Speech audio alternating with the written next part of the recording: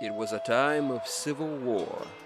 Cities burned and the fields ran red with the blood of battle. For over 100 years, warring houses fought for control of Japan.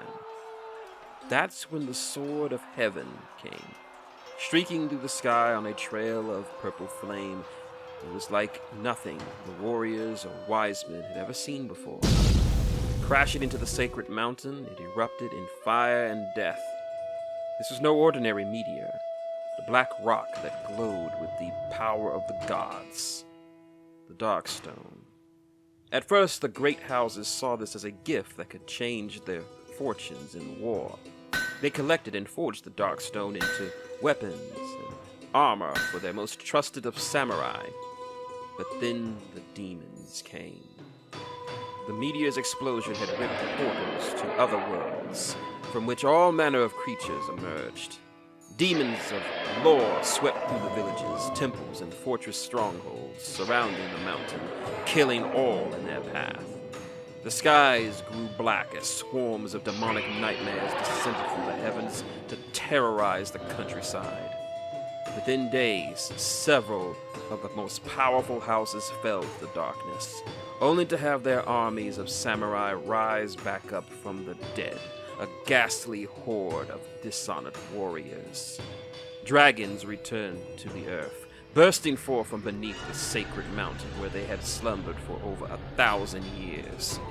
Raining fire and death down from the skies, the Dragon King Shoryu had regained much of his former power. Gathering his loyal servants, he set out to conquer the world and seek his revenge on the sacred order of Yamabusha monks that held him prisoner all those years ago. In the chaos, one house stood strong.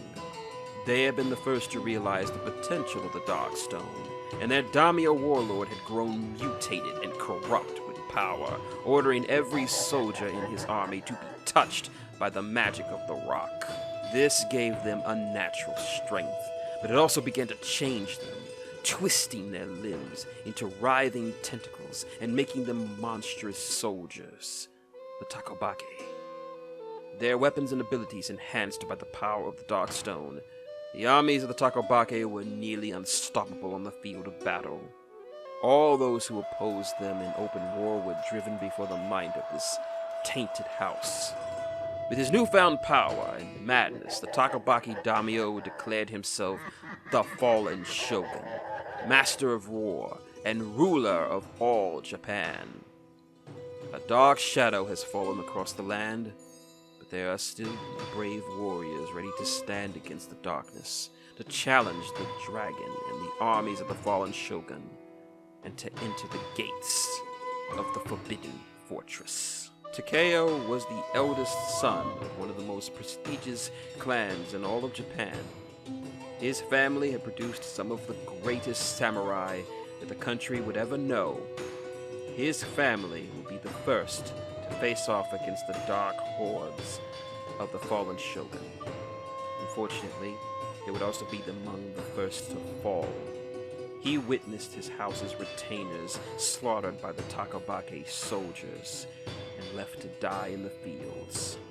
He saw the students of his school utterly decimated by the unholy forces rallied against them. And he witnessed his father, some say the greatest samurai since Miyamoto Musashi, fall before the hands and blade of the fallen shogun. He remembered the words that his father spoke to him before he went off to face the fallen shogun. Live and fight. And so he ran. He ran as he watched his ancestral home burn to the ground before the forces of the fallen shogun. And he lived. Now he is a wandering samurai, using his skills to earn coin, food, drink, and home. He now dreams of a day when he could use his skills to strike down the person, the being who had utterly destroyed his life. But he would not do so alone. Forerunner. That is the name his grandfather gave him when he was young. He could outrun nearly any horse of the tribe, and he could run all day without worrying about needing water or food to eat. His tribe were amongst the lucky ones. They had a normal and peaceful relationship with the white man in the city of Brimstone. Their only struggle came from their relationship with the small but hostile tribe known as the Black Fangs of the swamps of Dragano. All that changed when the black stone fell from the sky. Empowered by the dark stone, the Black Fangs descended upon Farrunner's tribe, slaughtering them nearly to the man. He did what he did best.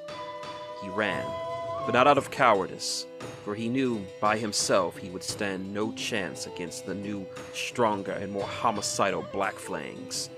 He needed help. He needed assistance. And it would come in an unlikely source, as upon making his way towards the mine with the dark stone, he fell into one of the many portals that opened since the stone fell from the skies, and he found himself in a land far to the east, in front of a young wandering samurai named Takeo. Takeo, the wandering samurai. Farrunner, the Indian scout. Two men who had their lives turned upside down by the appearance of the dark stone. Two men who had to watch their families being massacred by those influenced by that cursed metal. Now joined forces, these two must find a way to turn their fortunes around and perhaps gain a measure of revenge.